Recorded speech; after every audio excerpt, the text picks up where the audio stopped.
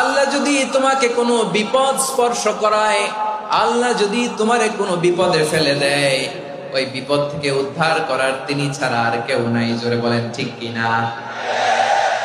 তিনি যদি কোনো বিপদে ফেলেন, তিনি ছাড়া বিপদ থেকে উদ্ধার করার কেউ নাই। আর তিনি যদি তোমার প্রতি কোনো অনুগ্রহ করতে চান, ওই অনুগ্রহ ঠেকিয়ে দেওয়ার ক্ষমতাও কারো নাই। আল্লাহ যদি আপনার সফলতা দিতে চায়, পৃথিবীর কোন শক্তি ওই সফলতাকে থামাতে পারে? এজন্য আল্লাহ বললেন, খবরদার, চিন্তার আকীদা খালিস করে নাও। ওয়া ইয়ামসাসকাল্লাহু বিদুররিন ফালা কাশিফা লাহু ইল্লা হু। আল্লাহ বিপদে ফেললে বিপদ থেকে উদ্ধার করার কেউ থাকে না।